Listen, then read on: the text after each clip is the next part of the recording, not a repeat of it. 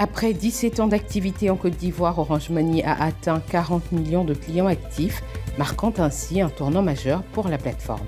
La cohésion interne et la défense des intérêts des travailleurs sont au cœur des préoccupations du syndicat des travailleurs de la compagnie ivoirienne de coton. Et la réhabilitation de 35 km de pistes rurales à Sério, dans la région de Gagnoa, est imminente. Voilà pour le sommaire de cette édition. Bienvenue à tous et à toutes. 17 ans après son lancement en Côte d'Ivoire, Orange Money a atteint 40 millions de clients actifs. À cette occasion, la FinTech a inauguré son siège à Abidjan, consolidant sa présence en Afrique et au Moyen-Orient. Ce siège témoigne de l'engagement d'Orange pour l'inclusion financière et permet à Orange de se rapprocher de ses marchés, clients et partenaires pour répondre plus efficacement aux besoins quotidiens. C'est finalement l'histoire d'Orange Money qui se concrétise encore plus en 2025. Donc, nous avons commencé l'histoire d'Orange Money ici en fin des années 2000 et nous continuons en implantant notre siège régional pour l'Afrique et le Moyen-Orient pour couvrir 16 pays depuis Abidjan. Et pourquoi ce choix? Pour être plus proche de nos clients, plus proche de nos marchés, plus proche de nos émetteurs de monnaie électronique, donc les Orange Money dans les pays, et plus proche des enjeux que nous avons à relever. En s'établissant à Abidjan, Orange Money Group se place au cœur de la dynamique du mobile money en Afrique de l'Ouest et développe un écosystème solide grâce à des partenariats stratégiques. Le premier axe, c'est notre présence. Nous sommes l'opérateur le plus présent en zone rurale et partout sur la Côte d'Ivoire. Nous avons pour ça plus de 70 000 points de vente qui couvrent l'ensemble du pays.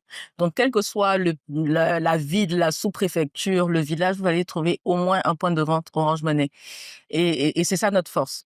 Je suis très heureux d'être ici à Abidjan aujourd'hui pour cette inauguration du nouveau siège d'Orange Money Group qui a vocation à regrouper en Côte d'Ivoire, mais pour servir l'ensemble de nos 17 pays et de nos 40 millions de clients actifs chaque mois Orange Money, avec les meilleurs experts, l'équipe de direction, les équipes support, les équipes qui pensent les produits Orange Money pour demain, qui apportent les solutions de paiement, mais aussi les services de crédit, les services digitaux. Présent dans 17 pays, Orange Money est une plateforme de services financiers facilitant les transferts d'argent, les paiements et l'accès au crédit.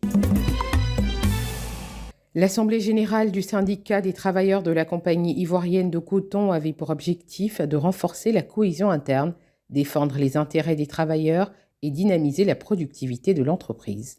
Sous le thème « Le Sintra COIC face aux défis de pérennisation de la COIC SA », cette rencontre a permis de faire le bilan des 5 dernières années et de définir de nouvelles orientations pour l'avenir. Nous avons eu à planter des statistiques et le constat est amer.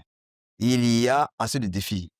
La filière et la COIC méritent d'être repensée et nous croyons que nous pouvons contribuer véritablement à cet objectif, à atteindre cet objectif.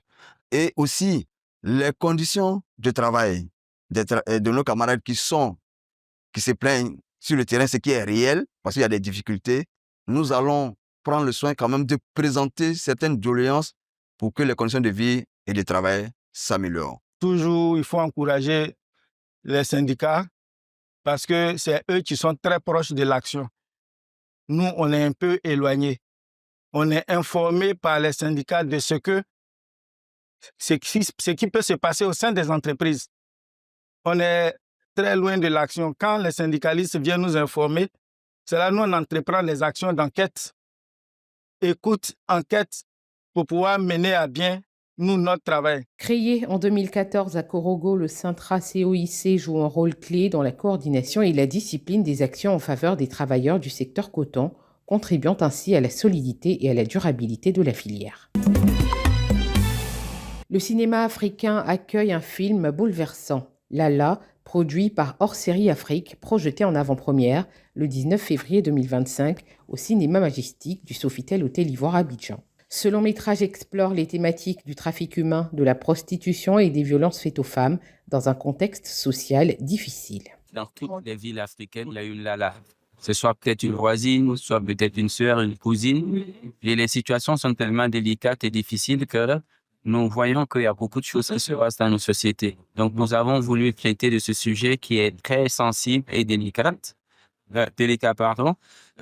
pour montrer l'urgence, en fait, du débat. Lala raconte le parcours d'une jeune femme livrée aux dures lois de la rue après une enfance marquée par l'abandon. Entraînée malgré elle dans la prostitution par sa meilleure amie, elle décide pourtant de venir en aide à une autre jeune fille, Cassie, dans l'espoir de lui offrir un avenir meilleur. Mais les injustices et violences systémiques auront raison de cette tentative de rédemption, plongeant les personnages dans un cycle infernal où chaque choix a un prix. Les travaux de reprofilage des pistes villageoises de la sous-préfecture de Serio dans le département de Gagnoa ont été lancés dans le village de Sissem-Bracro lors d'une cérémonie. Cette initiative, saluée par les populations locales, a été portée par Konaté Moussa, un cadre du département de Gagnoa. Les travaux seront réalisés en 2 phases par une entreprise locale. Je connais la difficulté que vivent ces citoyens ici.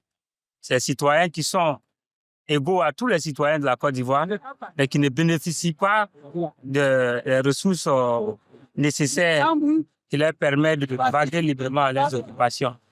C'est après plusieurs approches par les chefs de village, les chefs de campement, les chefs de canton et les présidents des mutuelles que l'idée m'est venue de prendre sur moi-même la responsabilité de le faire. Aujourd'hui, à ma grande surprise, j'ai emprunté la voie et j'ai été très heureux de voir que la voie au moins a été ouverte et elle a été bien entretenue, bien dégagée, bien reprofilée, contrairement à avant.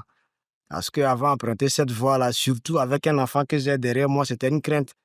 La zone, connue pour sa forte production agricole et d'élevage, n'avait pas bénéficié de travaux de reprofilage depuis plus de 20 ans.